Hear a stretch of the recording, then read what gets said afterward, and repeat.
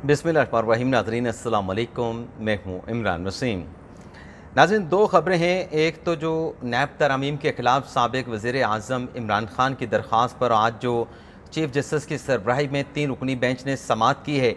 एक तो इस अदालती कार्रवाई का अहवाल आपके साथ शेयर करेंगे। इस अदालती कार्रवाई में आज चेयरमैन PTI इमरान ख़ान के लिए क्या बुरी खबर है और बुरी खबर के साथ क्या अच्छी खबर है, एक तो ये डिटेल आपके साथ हम शेयर करेंगे। और जो जज साहबान के रिमार्क्स थे, चीफ जस्टिस बंदयाल साहब के, जस्टिस इजाज़ुल एहसन साहब के और जस्टिस मंसूर अली शाह साहब के बड़े अहम रिमार्क्स थे। लेकिन रिमार्क्स बज़ाहिर ऐसे थे कि जैसे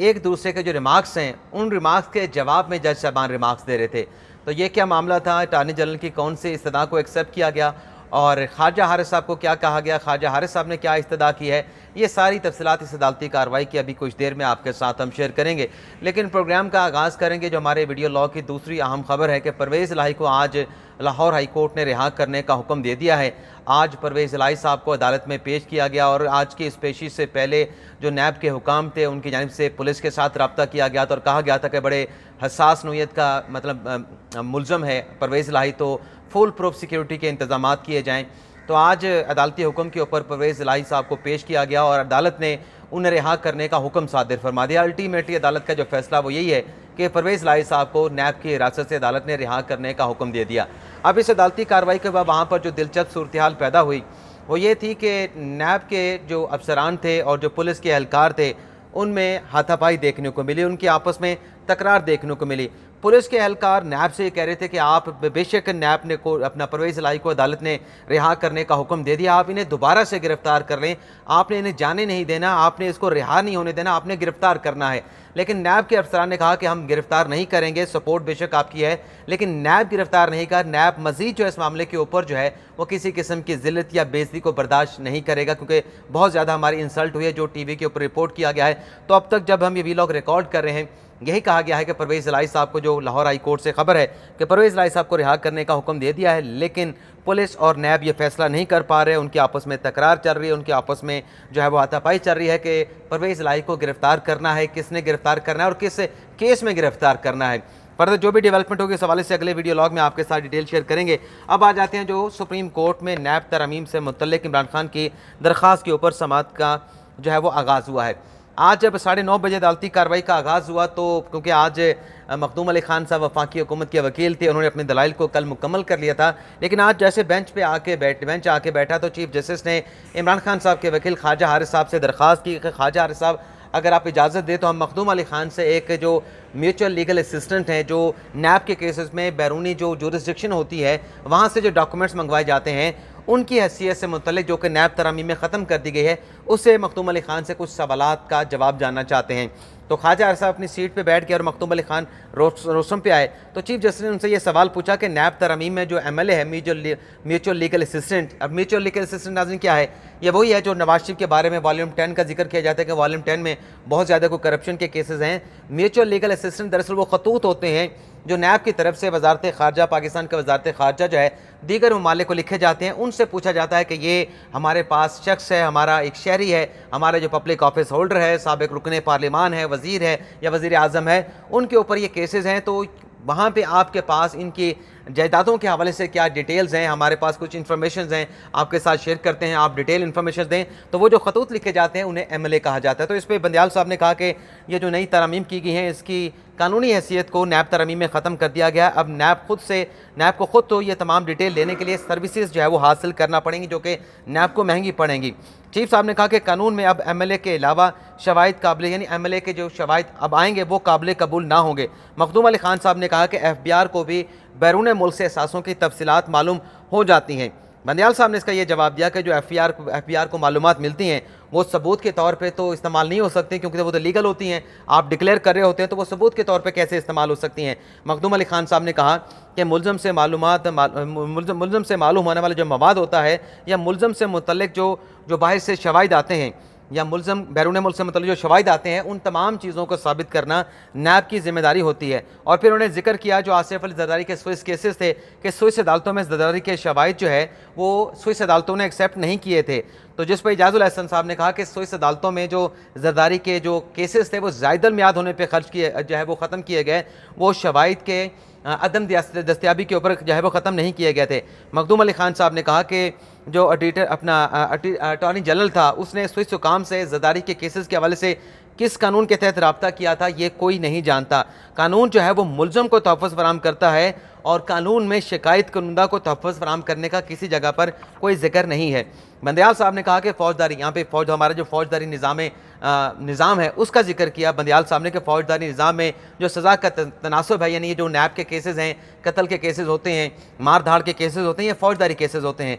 चीफ जस्टिस साहब ने कहा कि इन केसेस में जो सज़ा का तनासब है वो 70% से भी कम है और ये जो 70% का तनासब है आगे चल के ये केसेस भी आगे जाके सेटल हो जाते हैं। प्रोसिक्यूशन और जो तफ्तीश होती है, जो मतलब जो इन्वेस्टिगेटर होते हैं, जो प्रोसिक्यूशन के वकील होते हैं, उनका आपस में लिंक नहीं है और कत्ल के केसेस में तो 40% जो इंसाफ है वो शिकायत कुनंदगान को नहीं मिलता। मखदूम अली खान साहब ने कहा, इसका जवाब ये दिया कि बहुत सारे मुकदमात में जो शिकायत कुनंदगान होते हैं वो मुल्ज़मान को पहचानते नहीं, मुल्ज़मान के खिलाफ बयान नहीं देते, इस वजह से कि अगर मुल्ज़म बरी हो गया तो बरी होने के बाद, रिहा होने के बाद हमें टारगेट करेगा। और आज नाज़रीन आपको ये भी बता दें कि जो नैब से कल रिपोर्ट अदालत ने मांगी थी कि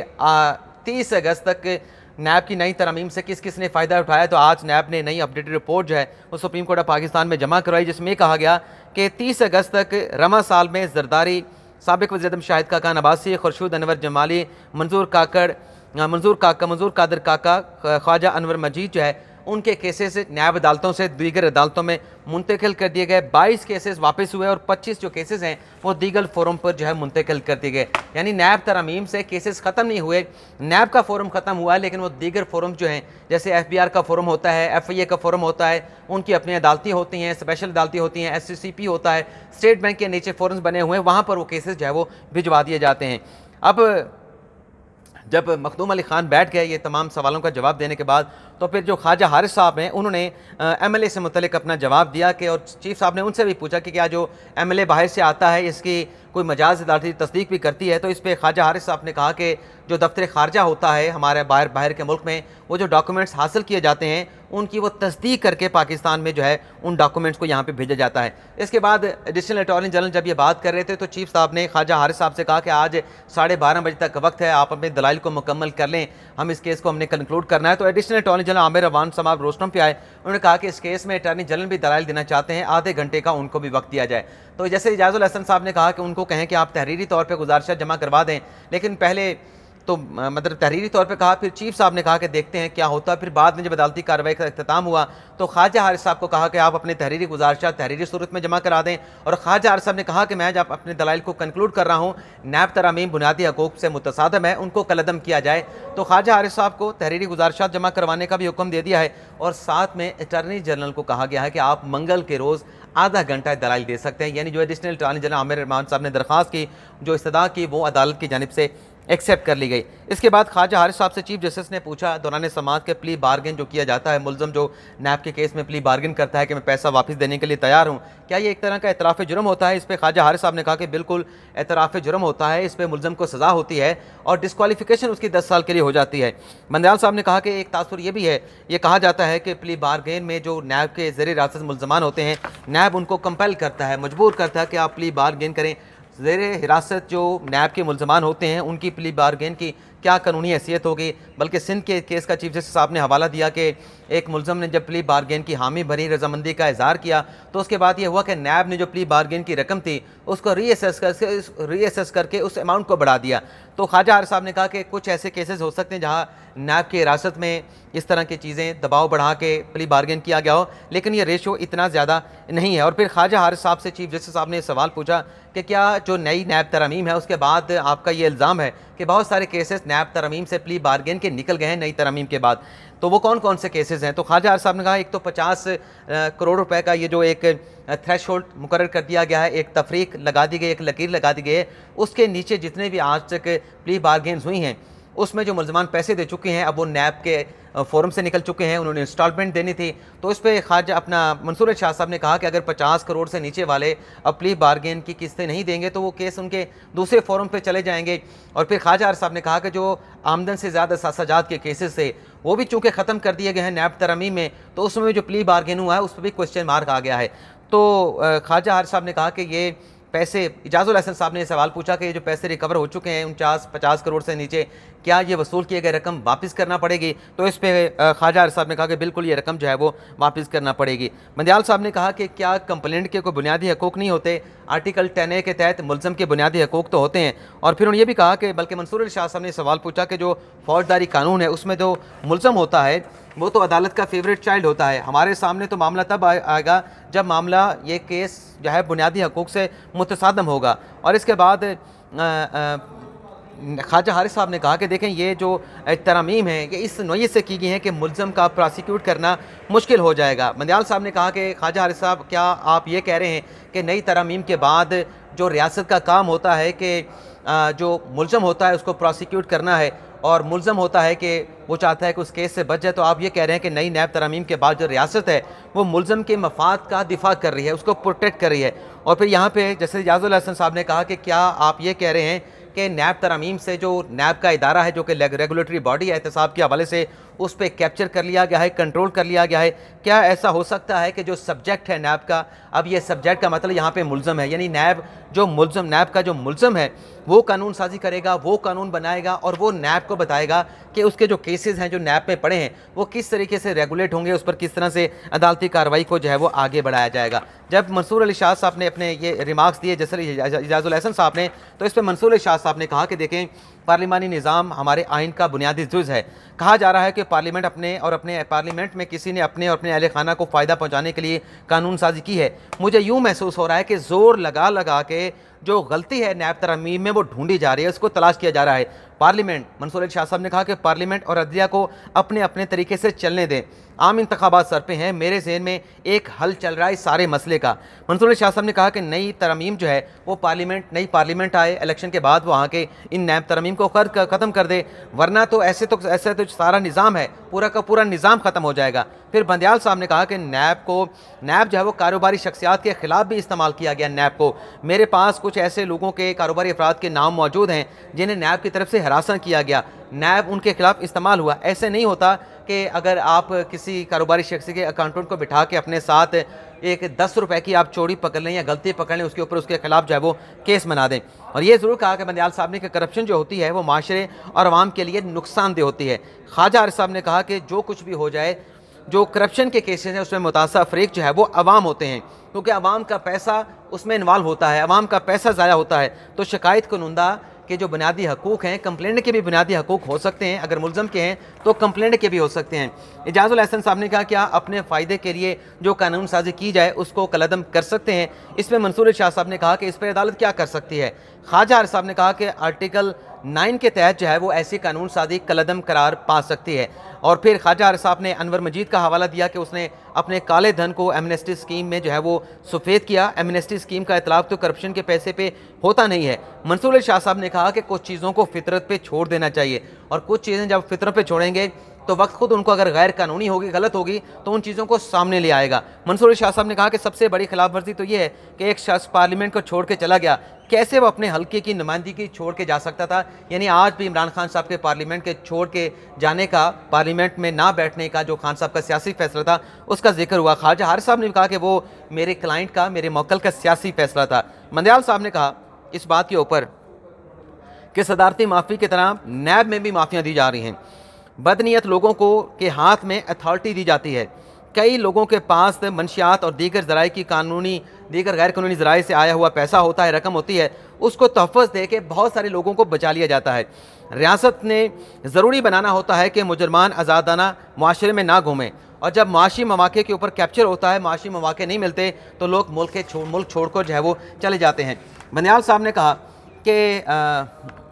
मईशत के शोबे को सियासी ताकतवरों के सपोर्ट कर दिया गया। और मंसूर अली शाह साहब जो ये यहाँ पे कह रहे हैं, यहाँ पे मुखातिब हुए चीफ जस्टिस ममता बंदियाल साहब से कि मंसूर अली शाह साहब जो कह रहे हैं कि यहाँ पर बराह रास्त जो है बुनियादी हकूक़ का मामले का सवाल नहीं उठता, बहुत सारे बुनियादी हकूक़ मुतासर हुए हैं। लेकिन आगे चल के बंदियाल साहब ने कहा कि जो बुनियादी हकूक़ मुतासर हुए हैं वो बराह रास्त नहीं, लेकिन बिलावास्ता तौर पे ऐसे पहलू मौजूद हैं जिससे लगता है कि बुनियादी हकूक़ नैब तरमीम से मुतासर हुए हैं। चीफ जस्टिस बंदियाल साहब ने जो अहम रिमार्क्स है जिसका ताल्लुक साबिक़ वज़ीर-ए-आज़म इमरान खान साहब की इस पटिशन की फेट से है, जिसको मैं ये देखता हूँ कि खान साहब के लिए, इमरान खान साहब के लिए बुरी खबर हो सकती है अगर इसी तनाजुर में सुप्रीम कोर्ट का फैसला आता है। जैसे बंदियाल साहब ने रिमार्क्स दिए हैं तो ये खान साहब के आज के रिमार्क्स जो है उनके लिए किसी बुरी खबर से कम नहीं। मंदियाल साहब ने कहा कि दुनिया भर में आमदन से ज़्यादा असासों का जो असूल है उसको कम इस्तेमाल किया जाता है। आपको पता है कि पाकिस्तान में अगर किसी के खिलाफ केस बनाना हो, नैब तरमीम से पहले आमदन से ज़्यादा असासाजात का केस बना दिया जाता था और फिर जो बर्डन ऑफ प्रूफ था वो भी मुलजम पर डाल दिया जाता था कि आप अपनी जो है वो इनोसेंस को शामिल कर अपना साबित करें, अपनी बेगुनाही को साबित करें। अब ये इसी तरीके से है कि आप किसी शख्स के ऊपर ये इल्ज़ाम लगा दें कि आप इसराइल के एजेंट हैं, अब वो बंदा अपने आप को बेगुनाह साबित करने कहाँ पे जाएगा कि मेरे ऊपर इल्ज़ाम लगा दिया कि मैं इसराइल का एजेंट हूँ, अब मैं अपनी बेगुनाही साबित करने क्या इसराइल की किसी एजेंसी से सर्टिफिकेट लेके आऊँ? सर्टिफिकेट लेके आऊँगा तो तब भी मेरी बेगुनाही साबित नहीं होगी, नहीं लेके आता तब भी बेगुनाही साबित नहीं होगी। तो इस किस्म का ये आमदन से ज़्यादा असासाजात का माजी में ये इल्ज़ाम होता था, जिसको चीफ जस्टिस साहब आज खुद अपने रिमार्क्स में डिस्करेज कर रहे थे कि दुनिया भर में ये जो आमदन से ज़्यादा असासाजात का इल्ज़ाम होता है, इस असूल को कम इस्तेमाल किया जाता है, बल्कि बराह रास्त जो शवाहिद होते हैं उन पर इन्हिसार किया जाता है। मंदियाल साहब ने कहा कि माजी में नैब कानून का गलत इस्तेमाल हुआ, सरकारी अफसरान को नैब तरमीम के जरिए तोहफ़्फ़ुज़ दिया गया है। ऑडिटर जनरल एक आइनी ऑफिस होता है, आइनी अहदेदार होता है, उसको अगर मजबूत किया जाए तो ऑडिटर जनरल का जो ऑफिस है वो सूबाई अकाउंट्स होते हैं उनका भी जायज़ा ले सकता है। चीफ जस्टिस साहब ने कहा कि बराह रास्त तो बुनियादी हकूक़ तो मुतासर होने का ये मामला नहीं, लेकिन बिलावास्ता तौर पे बुनियादी हकूक़ का मुतासर होने का पहलू ज़रूर निकलता है। अगर बुरी तर्ज़ ज़िंदगी हो जो कि आइन तोहफ़्फ़ुज़ फराहम करता है,